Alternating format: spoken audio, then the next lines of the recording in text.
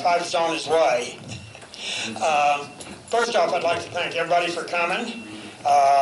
This is such an important function that we're doing here. It's important that people understand how vital the Second Amendment is to us. I always pictured the Constitution and the Bill of Rights as a stone arch, and the Second Amendment is the keystone at the top of that arch. You take the Second Amendment keystone out, and the rest of the Constitution and Bill of Rights crumbles, and it's got no strength. So that's where we're at. First off, we're going to have the pledge, so if you all rise and join me. I pledge allegiance to the flag of the United States of America and to the republic for which it stands, one nation, under God, indivisible, with liberty and justice for all. And then Pastor Jack, where you at? There he is.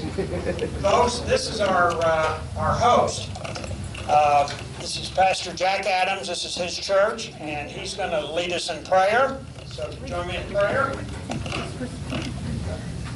I want to tell you, it's good to have all of you here. Good to see Gail.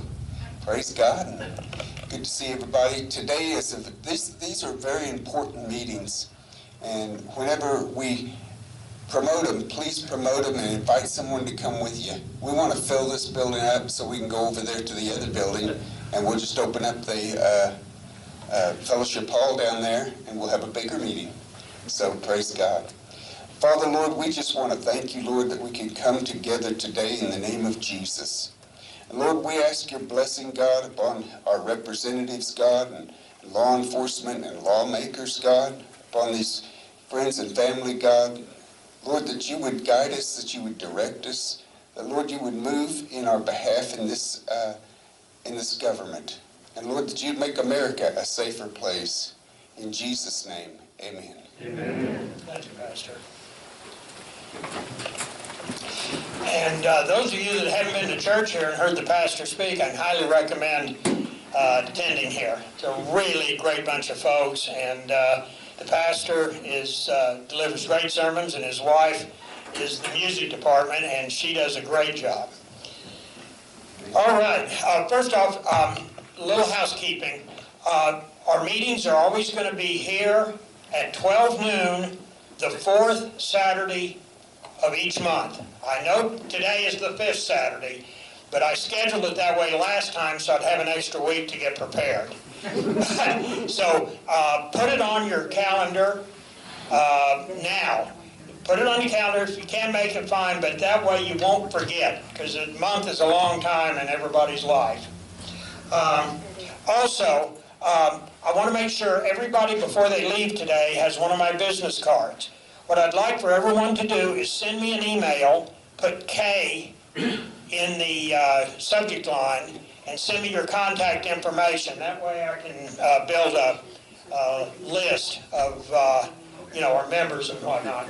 K is a K1. Yeah, or you can put K County. It's easier to type 3 letters than 10. Thank you for coming. Okay, so like I said, those of you that don't have my card, I got a whole bunch of them, so connect with me up before you leave today. How many are here for the first time? Wow, okay, very good. Thank you for coming. How many were here at the last meeting? Yeah, about half and half. Good. Spread the word. Tell your friends. Tell your neighbors. It's really important. Folks, our enemies are organized. If we don't get organized, they will literally bury us one at a time. And that's what Ok2A and these meetings can do, is get us organized. You can meet like-minded people, maybe exchange phone numbers, maybe make some new friends. But it's vital that we get ourselves organized, because you know how organized our enemies are. Folks, they're coming for our guns. They haven't got to Oklahoma yet, but they're coming.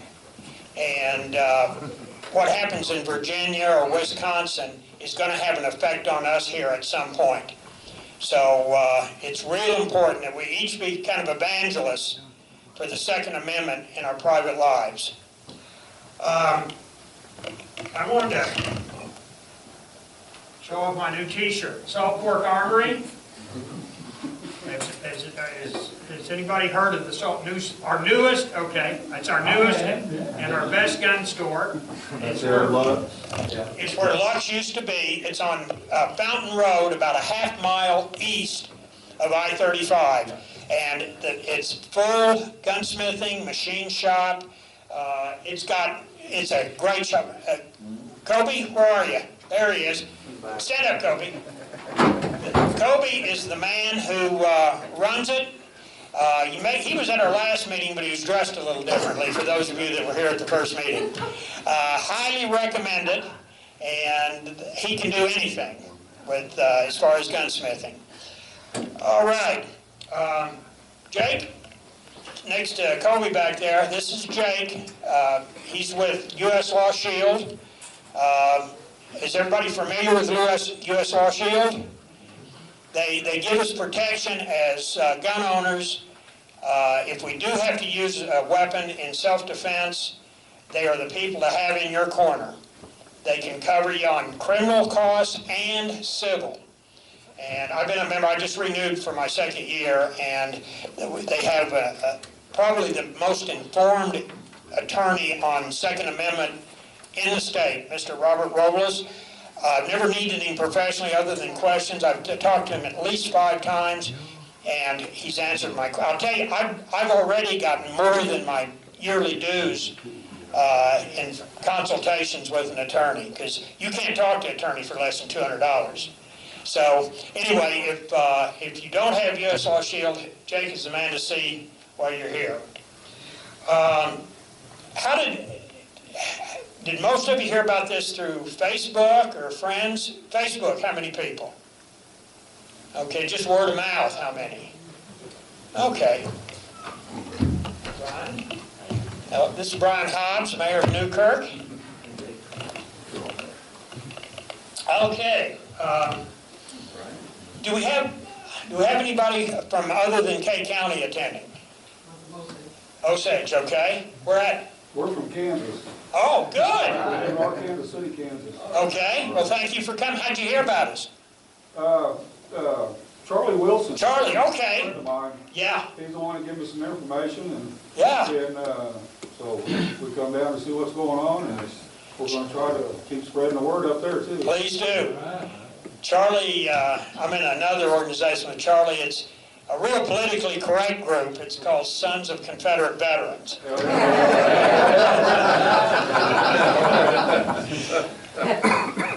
All right. Appreciate out of town and out of staters coming in. Garfield County.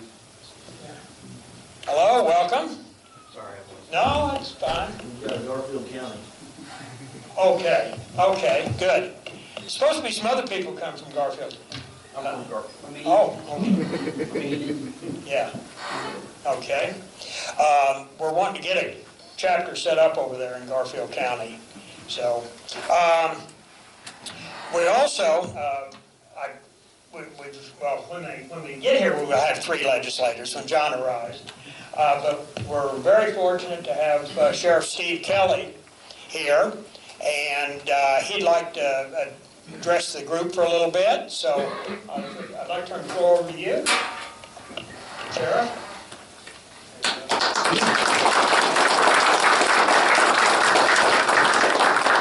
Can everybody hear me just fine without this? I really, truly hate speaking in these things. Sheriff do something he doesn't want to do.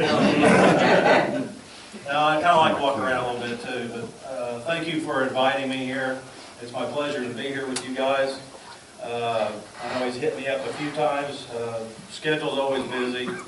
We're getting into the spring, summer months, and we're trying to get geared up for that. But once again, I truly thank you for allowing me to come.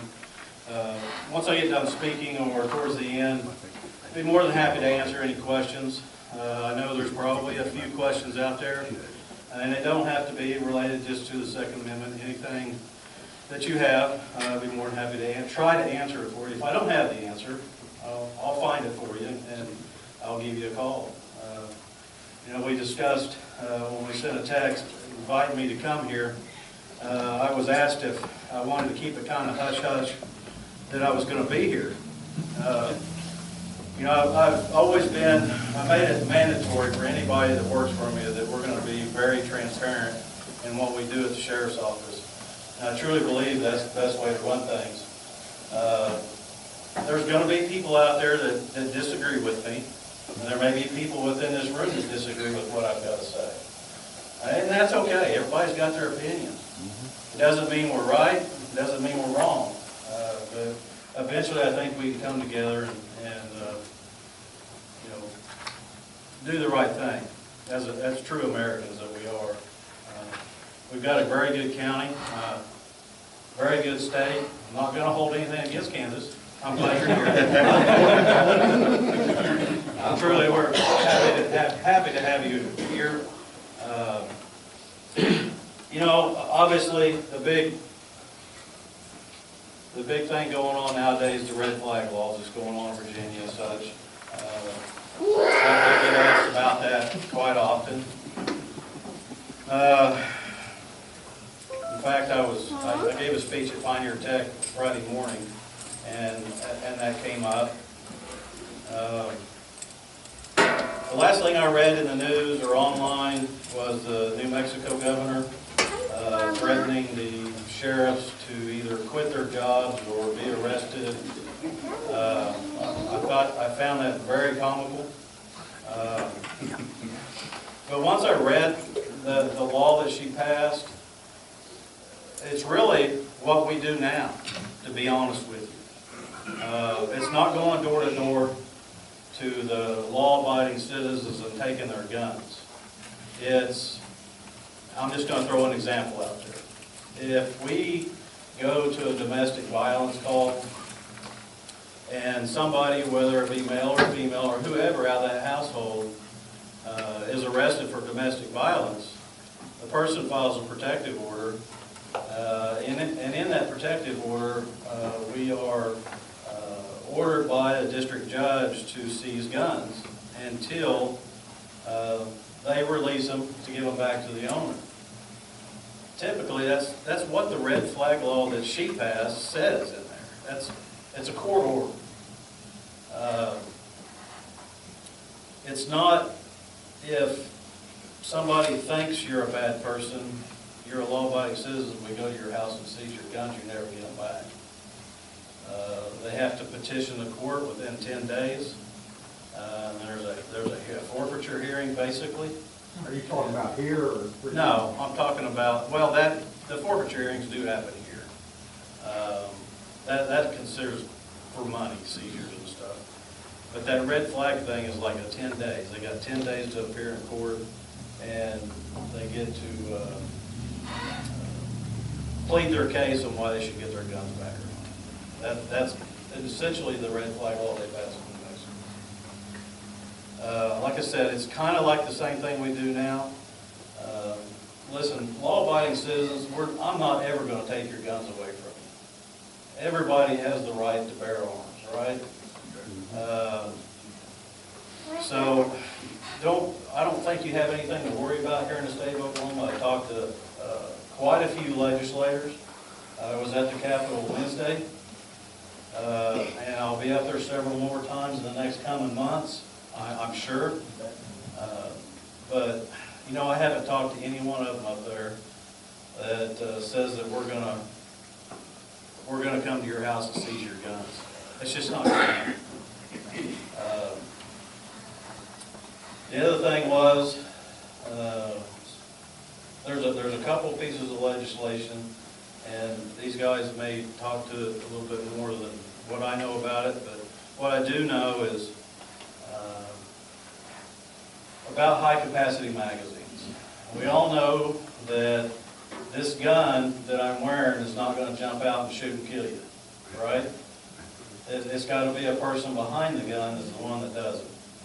And typically those type of people are the ones that's either got something going on in their head that they don't know, mentally ill, or they're just a crook.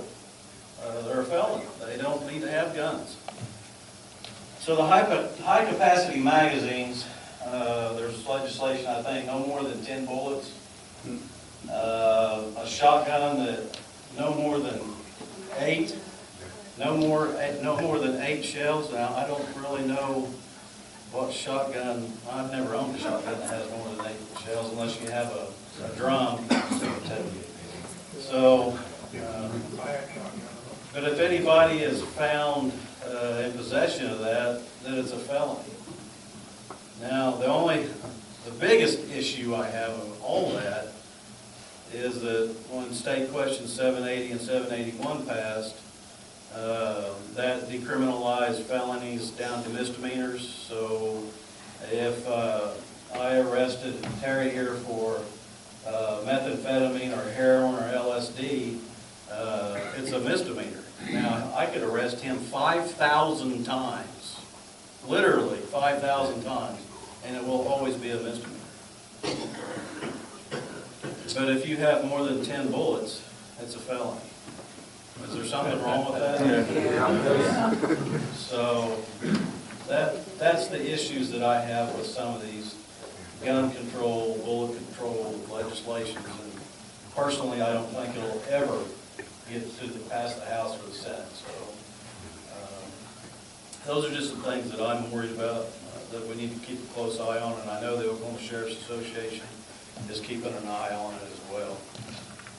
What we have found in the years past, whenever we see legislation, I get all the legislation through the Oklahoma Sheriff's Association. They keep all the sheriffs updated.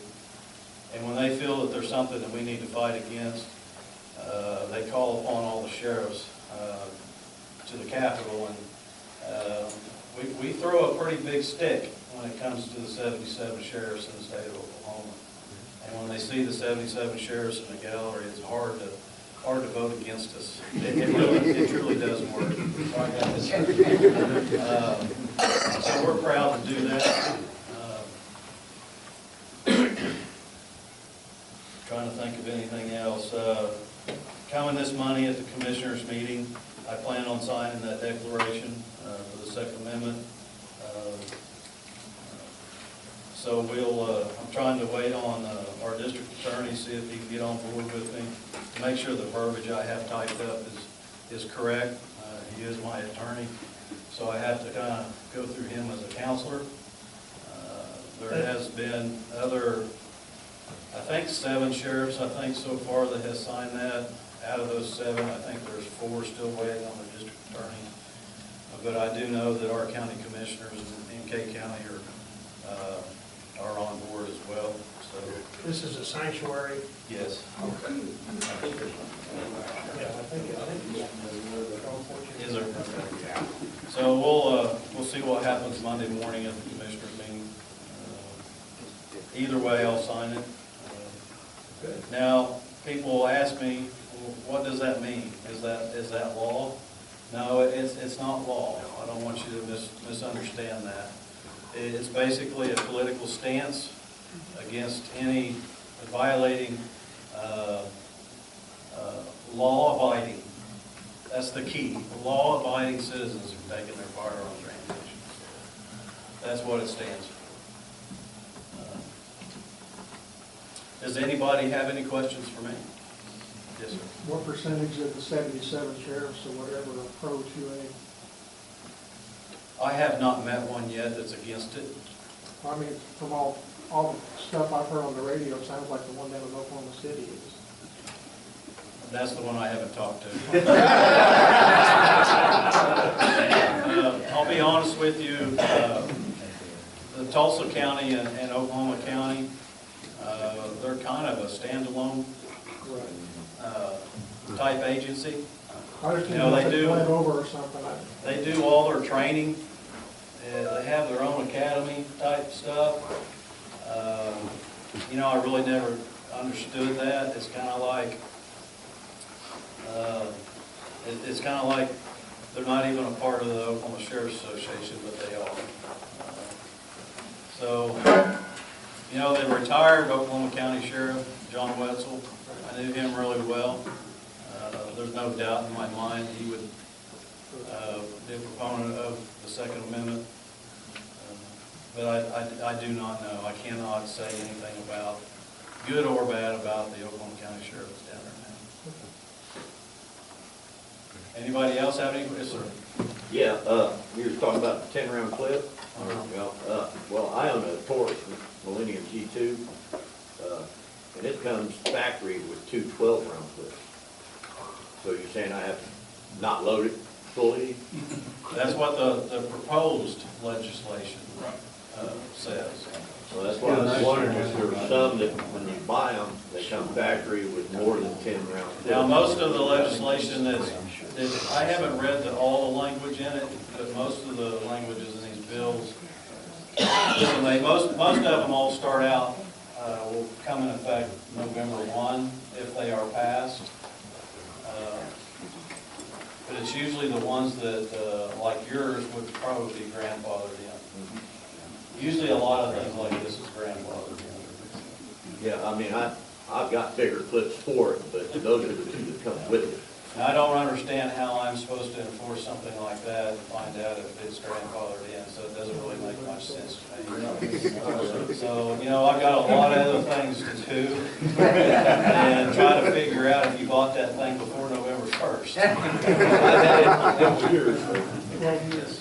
Now, when I originally got my concealed carry permit, which I keep current, anytime, say you got stopped by law enforcement or whatever, as long as you presented them with that first, now does that still go for what we got now? Yes, Okay. yes.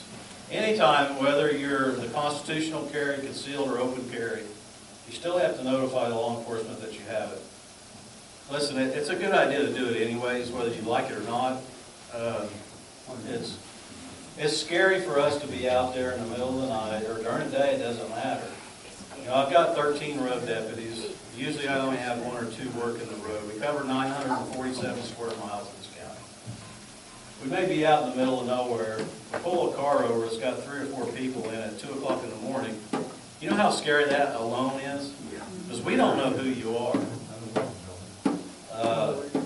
And if we walk up to the driver's side or the passenger side, and you're carrying a weapon or have a weapon in your vehicle, just be courteous enough to tell us, hey, I've got a weapon, where it's at, and tell them if you've got a permit or not. If you don't, it's no big deal now, right? But at least let us know. It gives us a little peace of mind.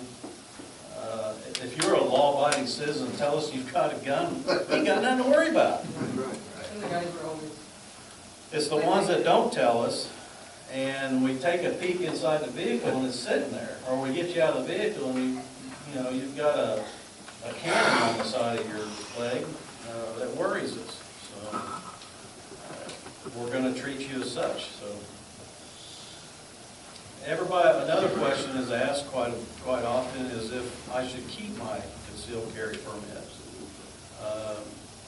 With the constitutional carry, you don't have to, okay? I want to put that out there. But I will say,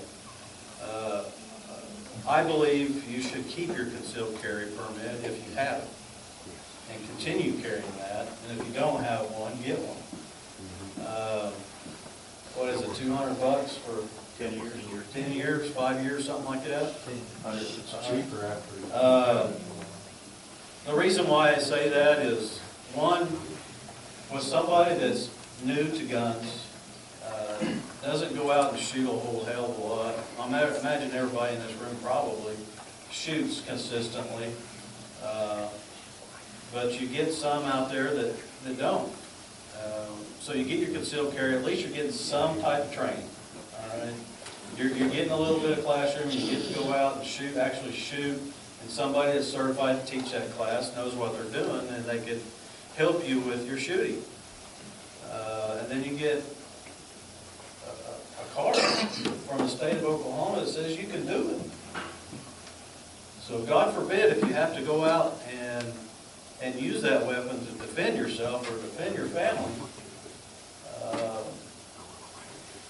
you can testify to that. I've been to court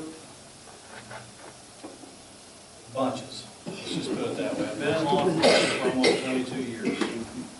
And it's tough, me, as whether I was a police officer, a deputy, or the sheriff. It's tough to go on the stand and testify after you shot somebody or anything. It doesn't even have to be where you've shot somebody. So you imagine how tough it is on a civilian. At least you can testify you got some type of training. And you're authorized by the state of Oklahoma, basically. Have you ever had? I've come close, but never have. Never have, thank God. I don't want to.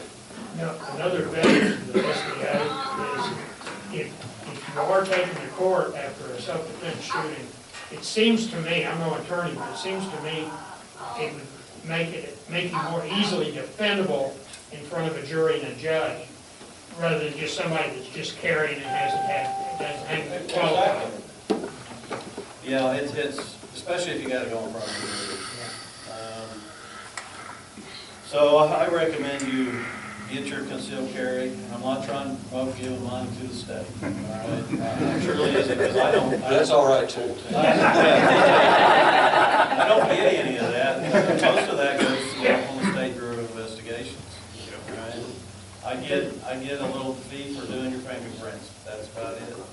I'm trying to think, there was something else that I could still carry that I wanted to. If you're traveling out of state, sure. That was the other thing. If you have it still carry, there's a lot of states out there as reciprocity states, so you're covered. Yes. Also with the SDA licenses, Ok2A is working with the OSBI to make it so that if you get the 5-year license, that'll cover you for your NICS check when you go to buy new guns. So you'll be exempt from that. You just go in, buy it, see your 5-year license, done deal.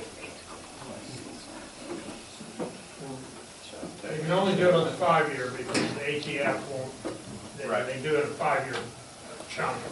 They won't do it on after the first 5 years. Whether it's going to pass or not, that's It's longer than 10 years. Anybody else have any questions or comments? Also, if you folks are deal where they have concealed carry, your license, you ought to have a background check. Right, that gives you a big mind, doesn't it? It does, but let's be honest. Anything can happen to anybody within Oh, yeah. a day. All right? Folks, I could wake up tomorrow morning and something has gone wrong, chemically imbalanced in my brain, and do something wrong. It happens. I've seen it firsthand.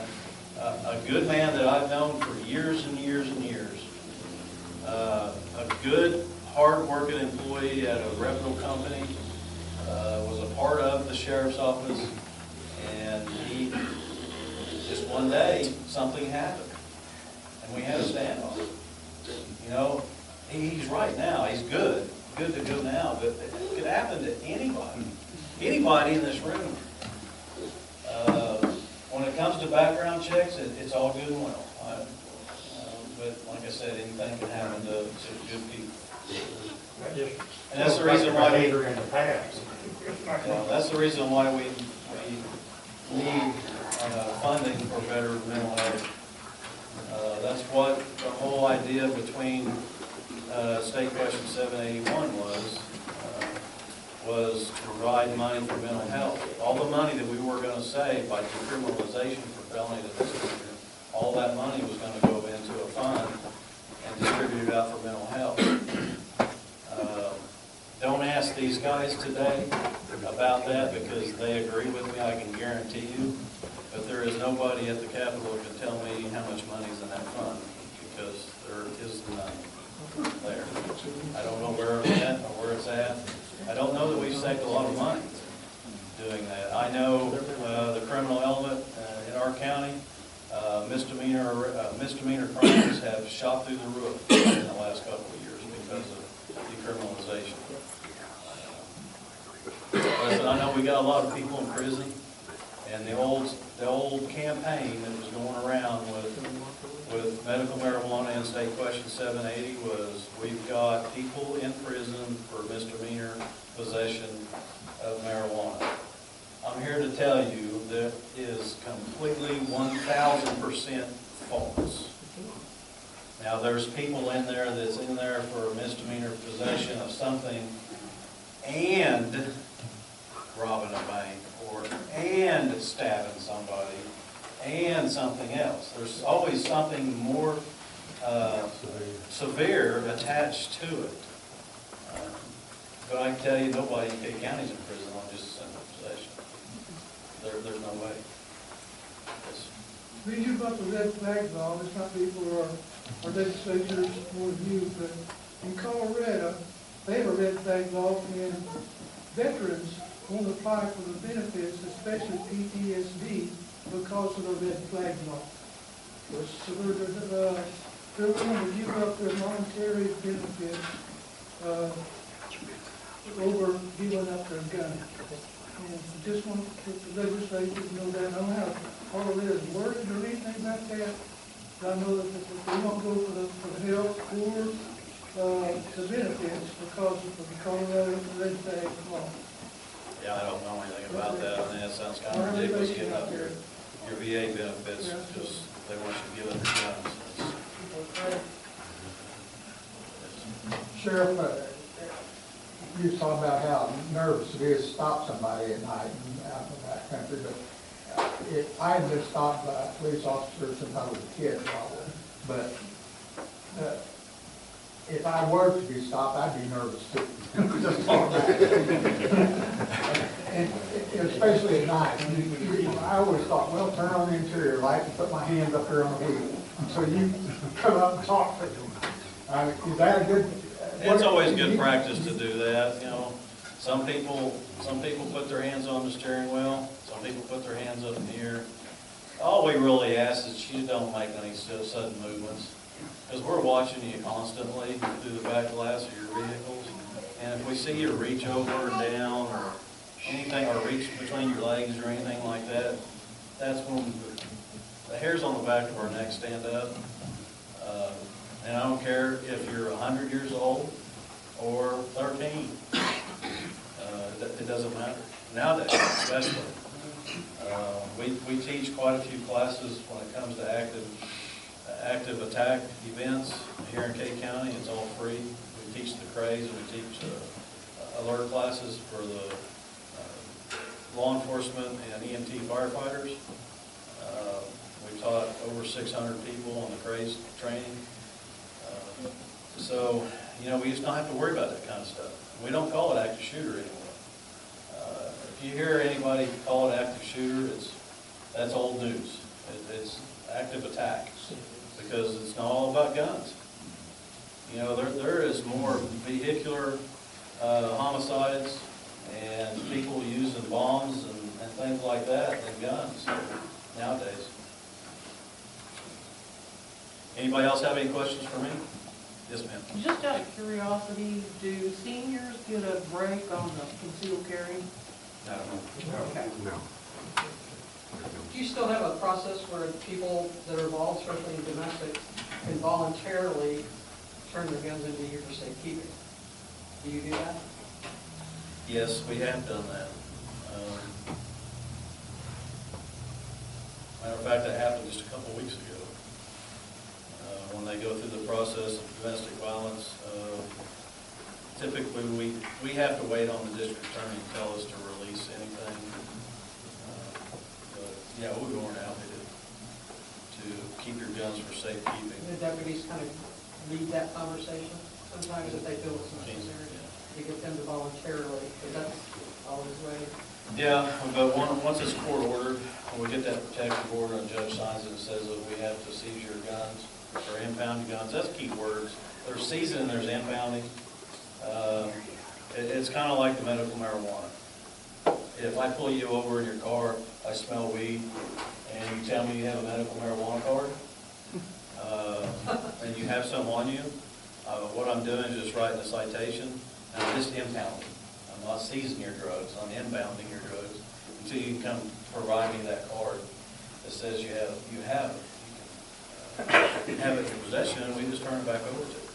Same thing. When you impound receipts of the weapon, you give receipts. I've heard that they're not giving receipts. Not specifically K County, but I've heard that that's the case. Now, you will always, in K County, you will always get a receipt, or you'll sign a form with the list of the guns and serial numbers and stuff. I think one of the biggest objections, and you said the protective order is a red flag in practice, but the fact that the person that's being accused of being a danger doesn't get a hearing, there's no due process. They get their property taken without any kind of due process. And I think that's probably my biggest objection to it, because the judge doesn't even want to talk to the person that's being accused. That's my understanding. Is that correct? Actually, he has his chance of going to court 10 days on later. the protective order. You talking about the red flag or protective order? Well, the protective order, what's in effect in K County? What's in effect right now, as far as the protective order, if someone files a protective order against you and that box is checked to seize your weapons, there will always be a court date set, usually within 2 weeks, for you to appear. The plaintiff and the defendant appears in court, and then that's your time to tell the judge your side of the story. So there is a process on that. Whether you show up or not, if you don't show up, obviously, the plaintiff is going to be ruled, and we'll keep the guns until the district attorney or the judge tells us to give them back. We take the guns before the court. It's a court order, we take the guns, yes. So pretty much immediately. Yes. Whatever you have in your residence where you live. Bring a big truck. You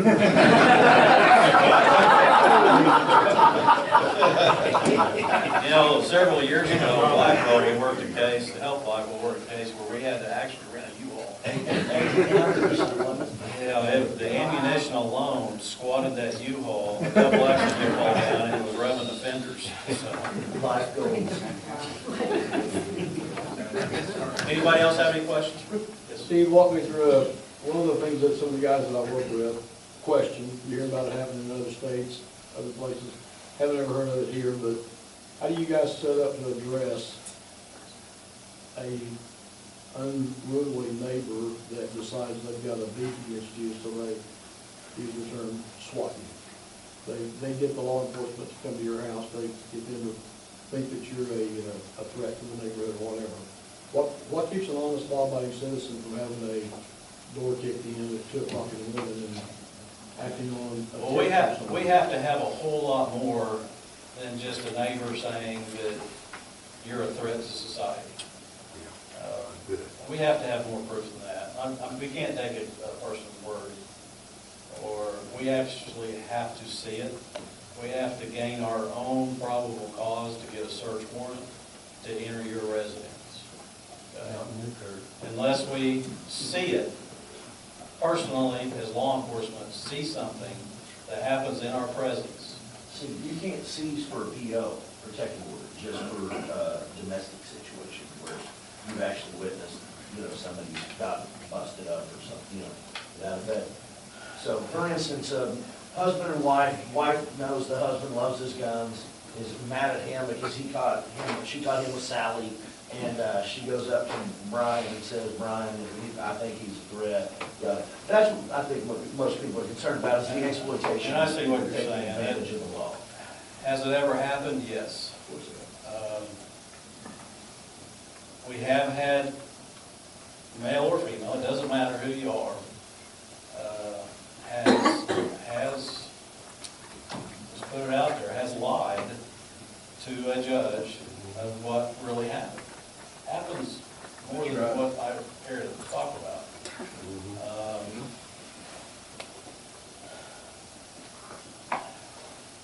That process needs some work, in my opinion, all right? But that's the process. Now, for a domestic situation, we don't arrest somebody unless we have probable cause. Now, if we go there and somebody's got injuries that's consistent to the domestic, and they give us their testimony, then we're going to arrest you. We'll petition the court for a protective order. There's 2 different ways. They can file one whenever they show. They have to. The victim has to show up the next business day to appear for a protective order if they choose. Now, if it's on a weekend, deputies can call a judge on the phone and get an emergency protective order. We explain to him on the phone what's going on, and then we fill out all the paperwork, and then we will sign it, and we will serve the person whether they've been arrested or we have to go find them. If the judge sees that they are, feels like there are a danger, there's a probable cause that they are a danger to that person or others, then he'll have us check that box to seize their guns. And they need to appear to give their side. That's the point. That's the time for them to appear. A lot of them don't, because they're so mad what has just occurred. They say the hell with it. That's not good. You need to show up. That's when the time to give your side. So the bottom line is, nobody's gonna come into your house unless they've got a protective order, they're serving a protective order, or they've got a search warrant. Yeah, and the protective order doesn't give us the right to bust your door down. We have to find you personally and serve that in person. So if they've got a domestic from years ago, they can't carry a weapon? If the protective order has been, in court, has been issued, a permanent protective order, they can go anywhere from 3 years to 10 years or life. Is that the same with the felony? Does it go way back 20 years and you still can't carry? If you've been convicted of a felony, yes, it does apply. Now, you can hire an attorney and get those records expunged, and once they're expunged, then they need to go back and reapply. Okay. Thank you. Yes. As for gun disposal, I had a couple of junk pistols from way back. I called local police and they would not handle them. Is your department? Yeah, that's, I've been given a couple of shotguns in the past. I still have those. I've got 600-700 weapons at the sheriff's office from the 70s till the present time. A lot of those were obviously long before my time, and I don't know where they came from. They still have that phone again? No, I got this old deal. So what, I don't want to, I cannot sell those to the public, nor do I want to. I don't want to be held responsible.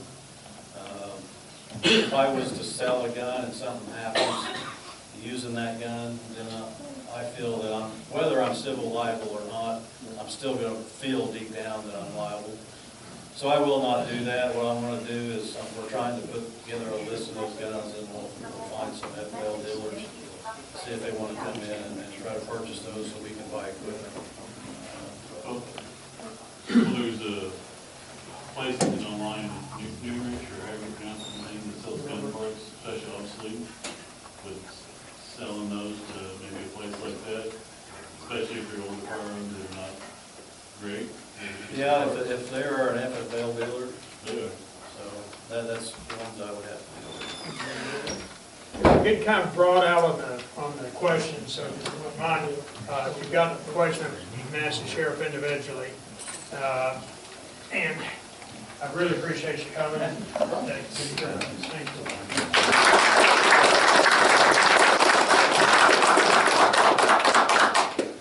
All right. Now we'll get to the stars of the show. This is Representative Ken Luttrell. He's kind of Eastern K County, the House of Representatives. And then I'm sure most of you know Senator Bill Coleman. He's District 10. And I'm going to turn the floor over to them. They're going to make statements and take questions. Yeah, I think this will work good enough. I'll be very brief. I want to give everyone an opportunity to speak to you today and share with what's on their minds and share the information that they have with you. I'm Representative Ken Luttrell, veteran of the United States Army, lifetime hunter and sportsman shooter. I appreciate and I'm honored with the opportunity that I've had to represent your interests at the Capitol and protect your Second Amendment rights. One thing that I will share with you is you all have asked us to stand in the breach for you and defend your rights here at the Capitol, to stop bad legislation, to ensure the passage of legislation that protects your rights, protects your family, ensures your safety. It's our honor and our privilege to do that for you. But we could also use your help. There's no one in this room, except maybe you, Don, who knows what it's like to be caught in the Capitol, caught in your office, day after day after day, by grandmothers, mothers, children, wearing red shirts that say moms across the top of them, have pictures of murdered elementary school children, high schoolers, innocent people, and they're in there demanding stricter gun control laws, you name it, you name it. Most of you, fortunately, will never have to endure that, never have to put up with that. You won't have to put up with people blasting you on Facebook, calling you a murderer, calling you a pro-gun nut. But we are, and we experience that. What you can do to help us, when we're being blasted on Facebook, when we're being assassinated, our character assassinated, our families' intentions assassinated, stand up for us. Get on Facebook. Talk about your legislators. Support them. We're proud to go down there and battle on your behalf, but we could use a little help sometimes. And with that, I'll close for the day. So,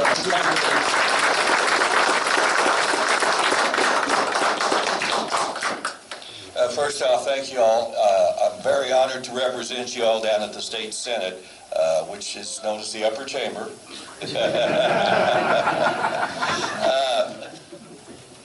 I'm certainly a proponent of the Second Amendment. There's no doubt about that. It's clear we shall have the right to bear arms, and I'm going to do everything I can to make sure nothing goes through my side of the chamber down there as far as that goes. I want to tell you right now we're at the point where all committee deadlines were on Thursday. So everything that was supposed to come out of committee had to come out of committee on Thursday or it was dead. I just asked John, and the magazine bill is dead. And I figured it would be, so it's no longer an issue in the state of Oklahoma. Sorry, John, I had to steal that one from you. Next year, when we go into legislation next year, to give you an idea, these first 4 weeks, it's bill filing time, and those bills are going to either not be heard in committee or voted out of committee. There was a lot of panic about the magazine bill. I had some ladies in my office that were, what are we going to do about this? I'm like, nothing's going to happen. It's not going to happen. So when you see those first bill filings come out, it's people trying to either get attention or get reelected. And in Representative Dunnington's case, he represents the Paseo district of Oklahoma City. And if you were to carve out a part of Portland, Oregon, it's the most liberal part of the world, it's in the Paseo district right now. I did not know this, but John pointed out when Dunnington ran against an opponent, his opponent was a transgender, and Dunnington won by 3 votes. So that's a very liberal district, and he's just trying to appease to his district. So, yeah, that's right. So don't worry about the magazine bill. It's done and gone. I know on the Senate side, and Don, you might speak on this because I wasn't familiar with it, but Senator Dom ran a bill in judiciary that passed committee, and it seemed to me like it was an anti-red flag law. Is that correct, Don? That's correct. Okay. So we do have an anti-red flag bill that's alive in the Senate, and it will go to the floor next. And I haven't read it, but once I read it, I'm going to say I'm very highly likely a yes on that when it comes to the Senate floor. I'd give you 100%, but I haven't read it yet. So we've got some good things going down there. I really want to commend Terry, and I want to commend every one of you in this room. To see such a grassroots effort is just exciting for me to see. This is America. This is America. Grassroots effort. So to have you guys get these county chapters going, I just want to applaud you and say thank you very much.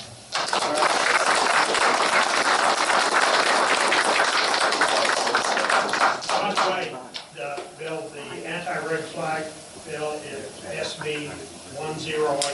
Okay. And it was out of the Judiciary Committee on the 25th. Right. Excuse me, John. No, you're fine. I'm Representative John Pfeiffer, live in the bustling metropolis of Orlando, Oklahoma. So sorry for being just a few minutes late today. I got caught in the traffic. Well, I got caught in the traffic, and then I walked in, and the sheriff was speaking. I didn't want to walk up in front of everybody, so sat back there next to my friend Don Spencer and talked about how great it was that we went through our first deadline week in the House of Representatives. So basically, the House and Senate sessions are kind of divided up into 4 sections. So the first part, we have 4 weeks. We do committee work. Anything that hadn't made it out of committee in that first 4 weeks is dead until Well, until next year, and it has to be refiled. The next 4 weeks, we do all the work, try to pass bills off the floor. Anything that hadn't made it off the floor in that 4 weeks is dead until next year. Then we swap, House bills go over to the Senate, Senate bills go over to the House. We do the process all over again. It's the way that we take thousands of bills, and I got the numbers here because it was just, this year was crazy. Of the roughly 1,500 bills filed in the State House, 723 bills made it out of House committee and 3 House joint resolutions. The Senate had 720 Senate bills make it out and 9 Senate resolutions.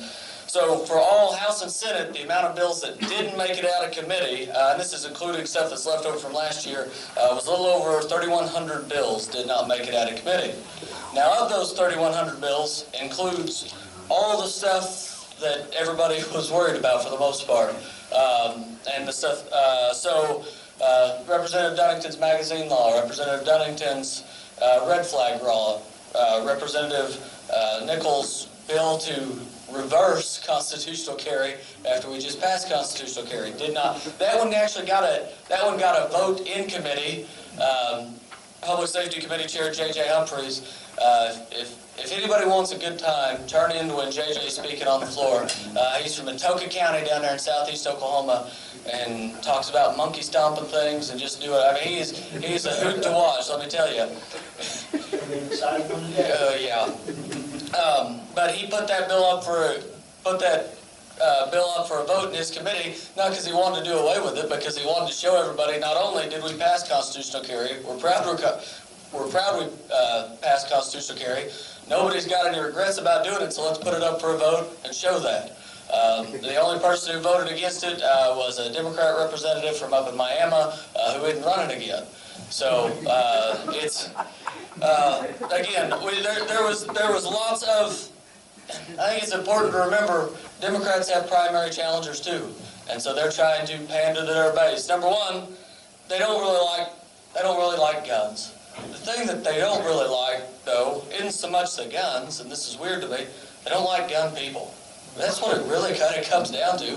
They don't like people who like guns. And they don't understand, well, I want to say, it's going to sound trite when I say that, they don't understand freedom, they don't understand how much fun it is to shoot guns, how it's a necessity and a tool so that we can protect our homes and our families, and they just don't get that.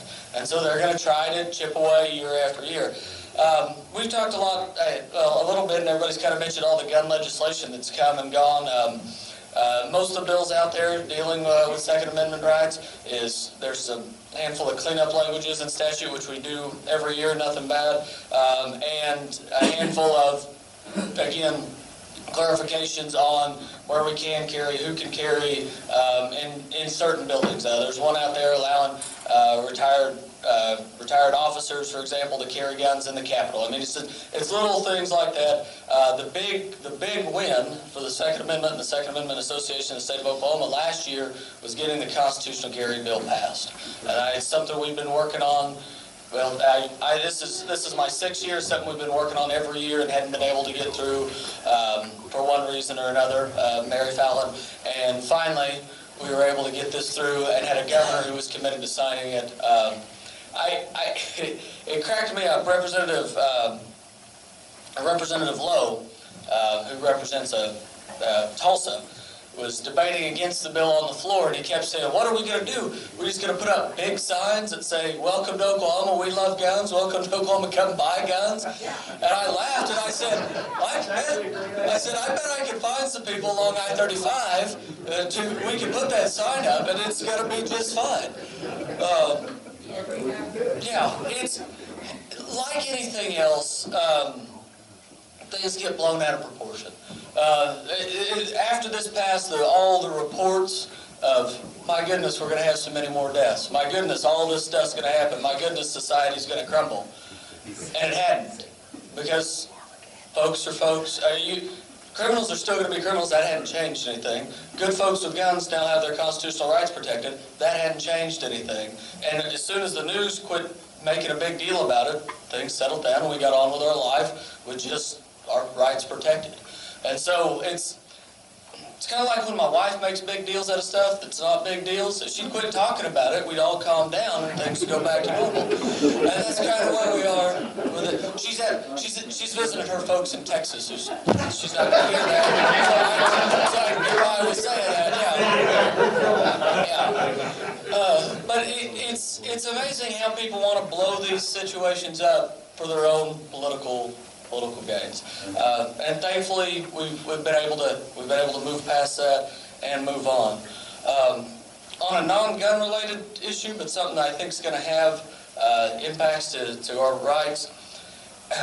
They're trying to put an independent redistricting, how we redraw House and Senate districts on the ballot to be voted on. Which will take away the ability for the House and Senate to draw the House and Senate districts and put it in an independent commission under the Oklahoma Supreme Court. So this is, there's lots of outside groups pushing state questions from time to time. This outside group is funded by former Attorney General Eric Holder and former President Barack Obama. For clarification, they did this in Virginia, and then we saw what happened in Virginia. So when you see things about, horrible politicians gerrymandering their districts, the reason they're saying that we're horrible politicians because they don't like the things we do. When they do it, they're good-intentioned public servants. Which is what happened when the Democrats redistricted for 100 years, and then when the Republicans redistricted this last time, about 10 years ago, then it became horrible politicians gerrymandering their districts. It's amazing how that happens, how they can be good-minded, public servants, and we're horrible. But that is, I just think, something to watch in the future. If they can't get you one way, they're going to try to get you another. That's what's happening. Speaking of Virginia, it was great to see those people standing up for their rights. It was also great to see all the pundits proved wrong, because they said, "Oh, you can't have that many people with guns in one place and not one person get hurt." And well, that's exactly what happened, because they're responsible. Turns out, when you let people live their lives the way they're supposed to, and you have them and trust them to do the right thing, they do it. And they were exercising the right to gather, the right to bear arms, and the right to free speech, all right there at the same time, and it's amazing. Not one person got hurt. Picked up on the trail. That's right. Yes. Yes, they did. And so situations like that where we can come together and show that, like Ken said, so many people want to paint everybody as crazy gun nuts. But this is what's right, this is what the Constitution says, and this is what we believe. So with that, thank you all for inviting me and having me up here today. I really appreciate it.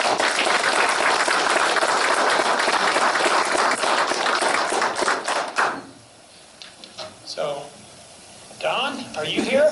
There he is. The boss is here, folks. This is the president. Come on.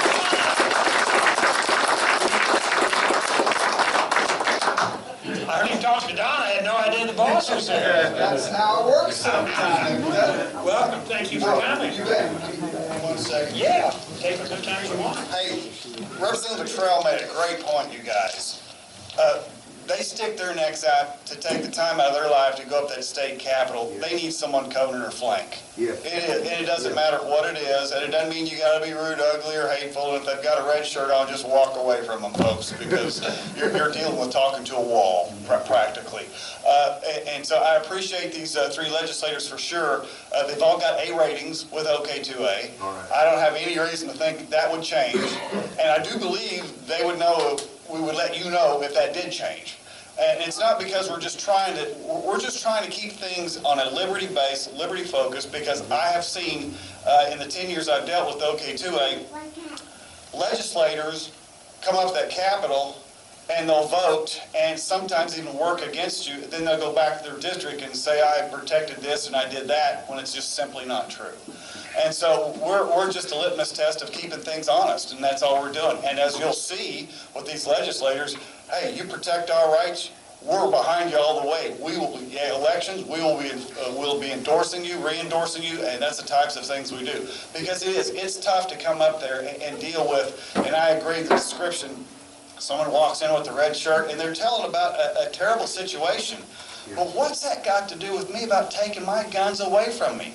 We want to have our guns so we can stop from those idiots that do act and do those types of things. So that's what we've got going on with that. Real quick, this week there were 7 gun bills advanced in the state legislature.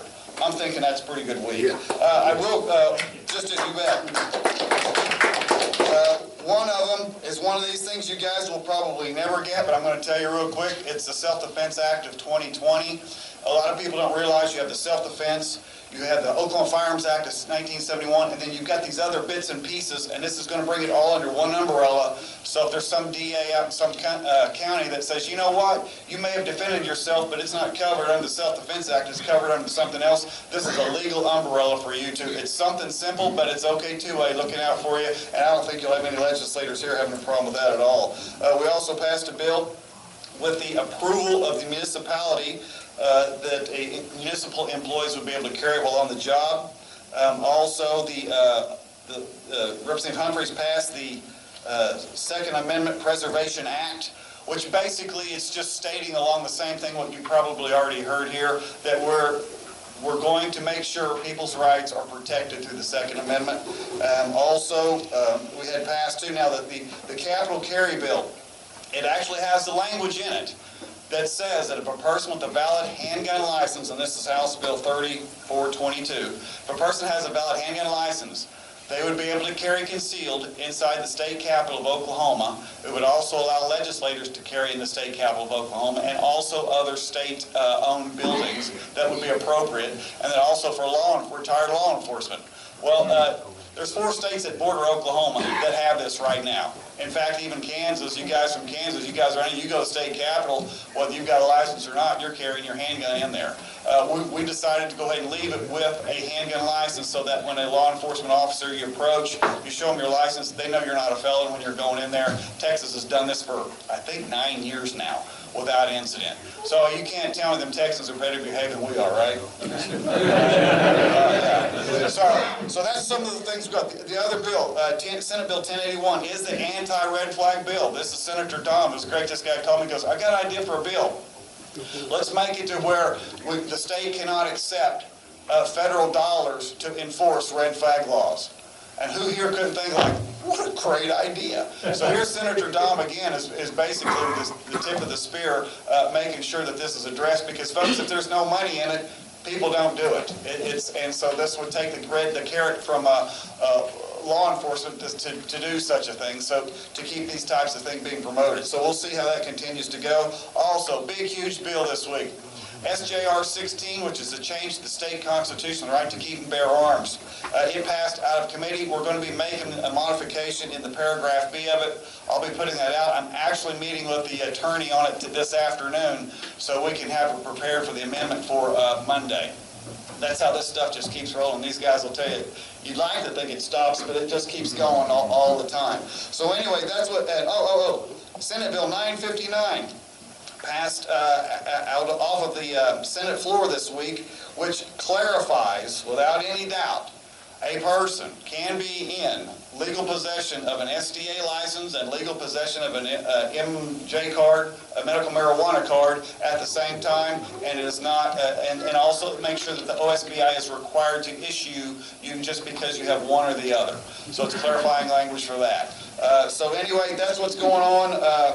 Which, gee whiz, ain't much. I made a note, Sheriff, I made a note that for you to sell off these old firearms, we realize it's probably an immunity issue.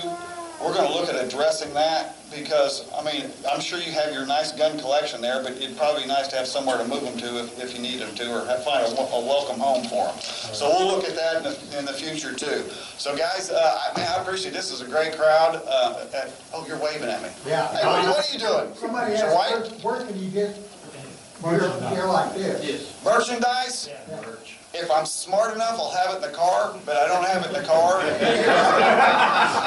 the Oklahoma City meetings, we try to drag some stuff in there. Also, the Vice President of Ok2A, when you go on our Facebook page, you can order T-shirts and we're gonna get more hats. Folks, we're so focused on legislation right now. I hate to drop all these little things like this, and I know it's important, but there's times we've ordered t-shirts and everyone just said, huh.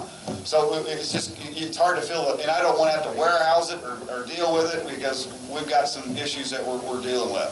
So I appreciate you getting to sneak in here. See, Terry didn't even know I snuck in here today. That's kind of fun. Snuck in here today because it is a big deal. And a lot of people, like I said, we make this clear.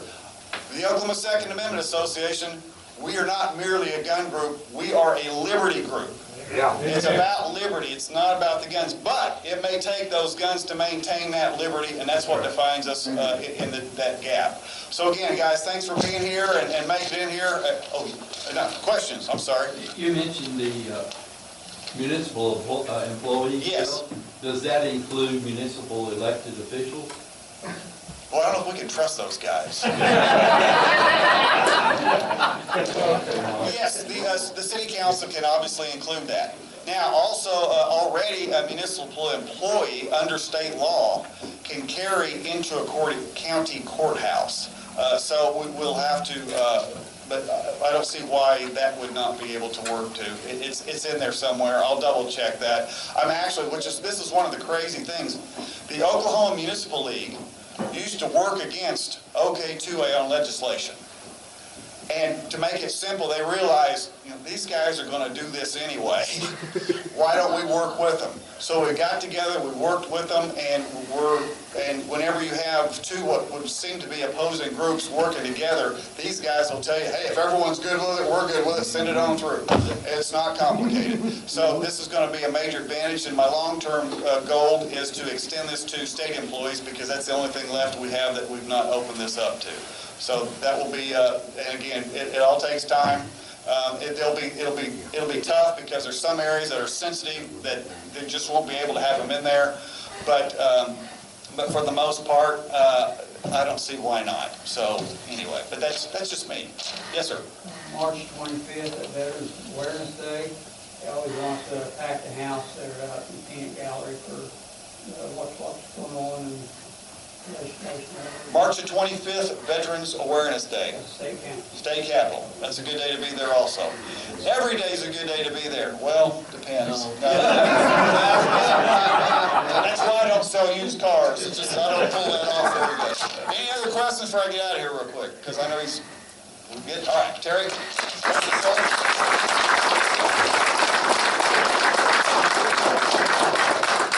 Sitting back here in the lazy pew, man, it's comfortable. Yeah. Well, we had a full meeting, folks.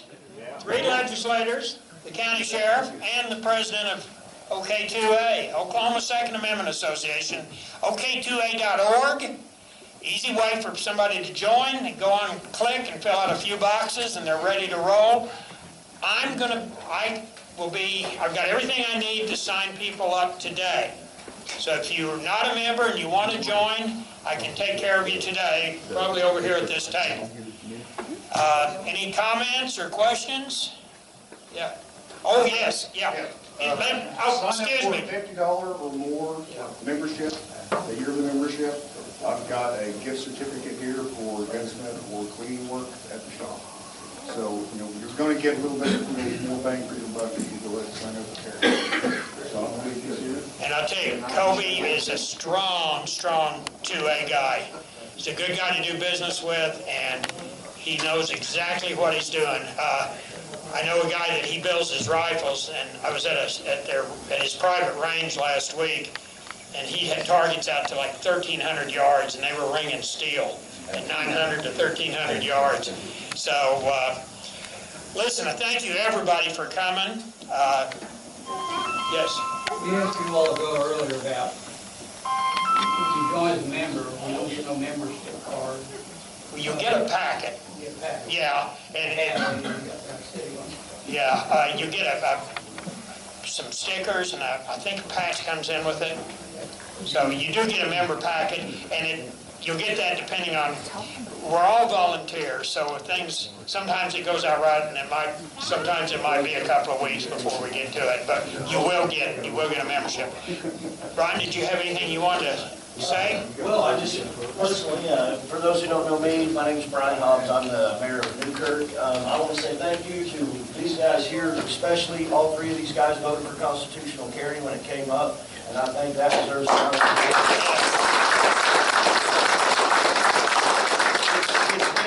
It's been a long time, but we didn't get our rights taken overnight. They chipped away at it, and it's going to take a little while to get it back, but we've got some good guys up here fighting the fight for us, so. I'm trying to help some guys, like these guys, do some fundraisers. I'm looking at doing a kind of semi-long range shoot out at my farm outside of Newkirk, maybe in the spring or summer. So if you guys want to add me to Facebook or whatever you have, look me up. You can come out and maybe send some rounds downrange with some of your legislators, and maybe give an opportunity to ask them questions, let them know how you feel. Probably smoke up some food and stuff, and to try to get some money raised for these guys. Because like he said, you can go on Facebook or whatever and help defend these guys, which I would suggest that you do that. But they also need help financially to stay in office. The dark money comes in, and they'll spend a lot of money against these guys, and you know it takes money for them to run a re-election. So anyway, that's all I got to do. Thank you. He knows better. He's better. Because he's forgetting last week. I don't think we'll see him again after Tuesday. Well, we're fortunate to have these guys. I don't know that there's any other county that's got all A graded legislators. So, anybody else got anything they want to contribute or question? I've got a question. Yes. Maybe I should ask Dawn. I've read so much and stuff on Facebook. Was there a bill in Oklahoma about, say, like I work in a gun-free zone, if something happens in my workplace, my surviving family can sue the workplace that was gun-free? Can you handle that, Don? I don't think so, but Don's the man. He'll know. Here he comes. This has been attempted, it's introduced in other states, and it's never advanced. What has happened is the thought that, well, since that employer or the property owner will not allow me to carry my gun in that property, therefore they need to accept 100% responsibility for me. And the fact is, no, it's private property. You have the choice to go to that private property, whether it be your employer or by choice, a restaurant or whatever. That's never been in Oklahoma. It's never been in Oklahoma, and it's not in any place in the country. It's just introduced that way, and it's a lot of times to get the private property owners in attention. But what we did do in Oklahoma, and I wrote the bill, so I know exactly how the language works, is if you were to enter, say, a restaurant that's got the no gun sign, if you're not denied entrance into the property, you still have not committed a crime. If it's discovered you have the firearm and you refuse to leave, then they call the police. Now there's an issue. But here's the second part and the most important part of it. Under the stand your ground law, it says anywhere you have the legal right to be, you have the legal right to defend yourself. So since you were not denied entrance into that property, you are not in violation, and you still have the stand your ground law. So if a self-defense action were to take place, you still have the right to defend yourself, and then after you defend yourself, you call U.S. Law Shield, don't you say another word. You don't say another word to anybody. I don't care what, threaten you, what you're thinking, and because the anxiety, the amount of information you want to explain, but you keep your mouth shut. Law enforcement officers have 48 to 72 hours so they can get 2 sleep cycles in. The only way you get that is if you enforce it, and that's with your Fifth Amendment right. And so that's what you do. But like I say, that's the way it is. And folks, I don't see that changing. The only thing I would see in the future changing is, since you have a choice to go to a restaurant or not, that's easy. But if you're working at an employer, and you tell your employer, hey, my ex, this or that, is threatening to come down here and kill me, can I carry my gun to defend myself? And that employer says, no, I think it's possible that we can make this a part of an OSHA requirement, because the fact you described a safety problem in that is. So it's possible we can work some legislation around that. I'm still kind of dreaming how to put that together. But I just want the culture to accept the fact it's a right. And that you have to understand, your right, your Second Amendment rights ends at the edge of the private property line unless they allow you to exercise it. Just like your First Amendment and everything else. Your employer can search you every day before you go into your business. You don't have a Fourth Amendment right there either. So keep these things in mind too. But a lot of people think, well, I got a Second Amendment right, I can carry anywhere you can. No, you can't. Private property supersedes your right. That's right. Period. So I hope that answers your question on that. Don, that going into private property is one thing, but Oklahoma State buildings and schools and federal properties, that you don't have it. No, that's correct. In Oklahoma, we need to look at addressing this because under the current law, it says you can't carry into a federal, state. We need to actually remove the word federal out of that. The state should not be hampering you. We'll let the federal government hamper you, but the state should not. Now, as far as schools, don't think we've already decriminalized that if you were to walk in there with a firearm peacefully, it's gone from a felony to a misdemeanor. And it used to be a felony just to leave the gun out in your car. So we got that fixed too. But my objective is to get the culture, like I say, in Utah, people carry guns in the schools there, and it's because it's a part of the culture and no one thinks twice about it. And if you heard any school shootings in Utah, if you did, it was very short-lived. That's for sure. So anyway, I'll just get back there. Yeah, I'd just like to make a point real quick. Yes, sir. It's talking about private property. Is anybody familiar with the latest shooting they had in Wisconsin? Have you ever read that at the tour plant? Oh, yeah. Now everybody knows about it.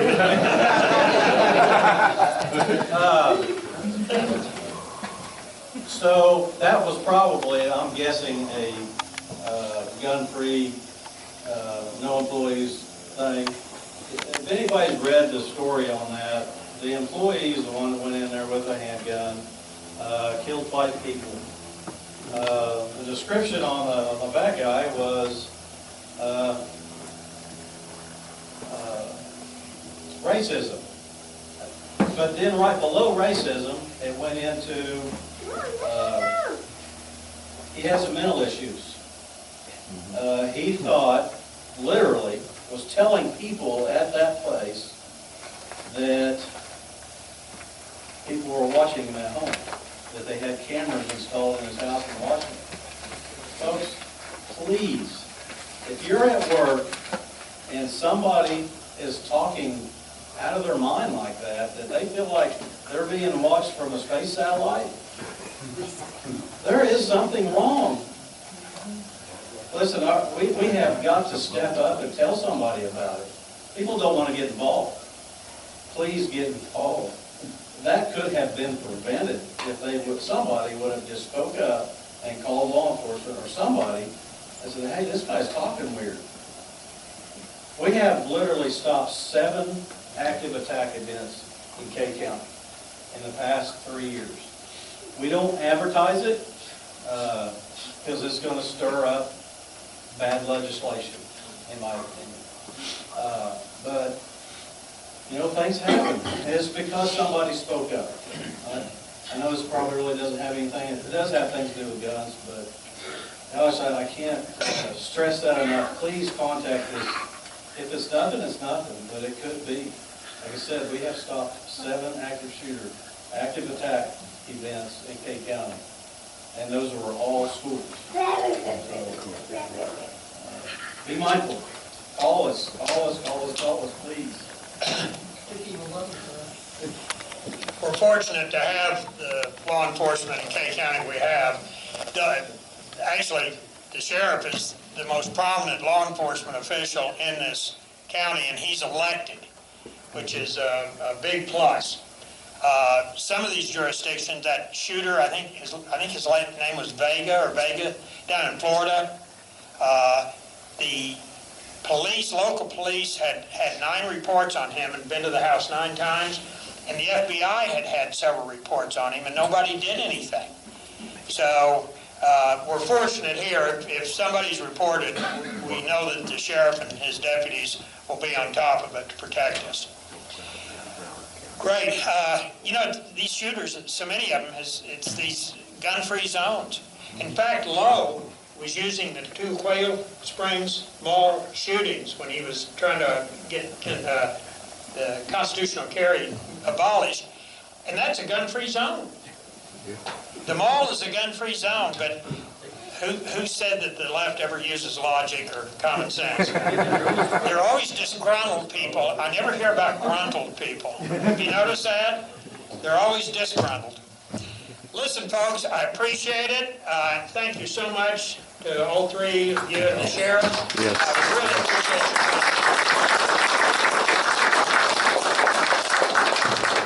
And anybody that signs up at $50, we'll get them a $25 gift card at the at Salt Fork Armory. And if you haven't visited the store, you want to call first because he's still working his full-time job, and those of you that know what he does, you know how erratic his schedule can be.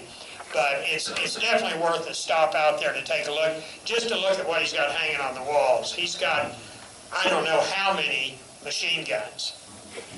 So anyway, no other comments or questions? We'll wind it up this month. Be sure and put on your calendar the 4th, in fact, it's the 20...